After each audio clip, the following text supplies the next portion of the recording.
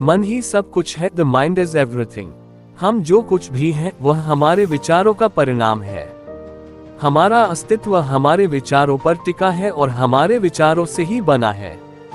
करीब 2500 साल पहले सिद्धार्थ गौतम ने जब आत्मज्ञान प्राप्त किया तो उन्होंने पाया कि इंसान के दुख और सुख की चाबी कहीं बाहर नहीं बल्कि उसके भीतर है।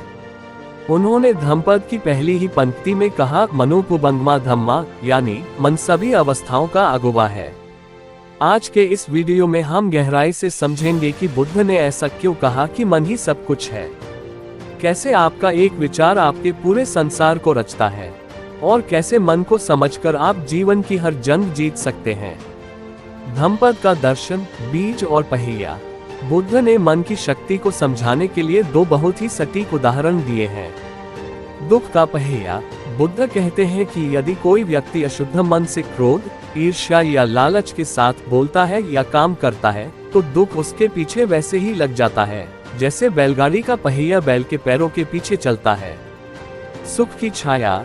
इसके विपरीत, यदि कोई शुद्ध मन से विचार करता है तो सुख उसकी छाया की तरह उसके साथ रहता है जो कभी उसका साथ नहीं छोड़ता। मुख्य बिंदु। बुद्ध का संदेश सरल था। बाहरी परिस्थितियां हमें उतना परेशान नहीं करती जितना उन परिस्थितियों के बारे में हमारा मन हमें परेशान करता है। अगर मन मैला है तो स्वर्ग में भी दुख मिलेगा। अगर मन शांत है तो कांटों पर भी नींद आ जाएगी। धारणा परसेप्शन की वास्तविकता है। वैज्ञानिक रूप से भी देखें तो हमारा मस्तिष्क वही देखता है जो वह देखना चाहता है। बुद्ध ने इसे संज्ञा परसेप्शन कहा है। इसे एक कहानी से समझते हैं। एक बार बुद्ध के पास दो व्यक्ति आए। एक ने कहा, ये संसार बहुत बुरा है, यहाँ सब स्वार्थी हैं। बुद्ध ने कहा, तुम सही हो। दूसरे ने कहा, भगवान, ये संसार करुणा से भरा है। बुद्ध ने कहा, तुम भी सही हो। शिष्यों ने पूछा, दोनों सही कैसे हो सकते हैं? बुद्ध ने उत्तर दिया, संसार वैसा ही है जैसा तुम्हारा मन उसे देख रहा है। अध्यापक की भूमिका। यहाँ दर्शक को ये समझाएं कि हमारे संस्कार और विचार ही हमारे जीवन का फिल्टर है। अगर मन में नफरत है तो हमें हर इंसान में दुश्मन नजर आएगा। मन ही वह कलाकार है जो हमारे जीवन का चित्र बनाता है।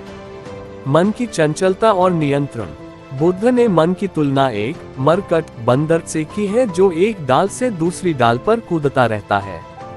उन्होंने कहा कि एक अनियंत्रित मन जितना नुकसान पहुंचा सकता है उतना आपका सबसे बड़ा दुश्मन भी नहीं पहुंचा सकता।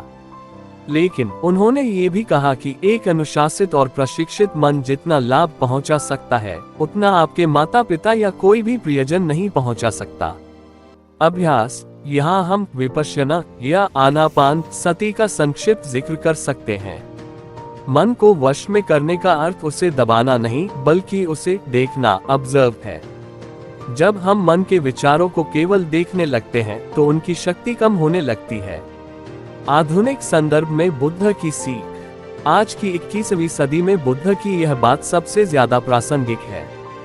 हम गैजेट्स बदल रहे हैं, घर बदल रहे हैं, नौकरियां बदल रहे हैं इस उम्मीद में कि सुख मिलेगा, लेकिन हम अपना मन नहीं बदल रहे। तनाव, स्ट्रेस बाहर की दुनिया में नहीं है, वह हमारे मन की प्रतिक्रिया में है। बुद्ध का मन ही सब कुछ है कहना हमें आत्मनिर्भर बनाता है। ये हमें सिखाता है कि हम अपनी खुशी के लिए किसी और पर निर्भर नहीं हैं।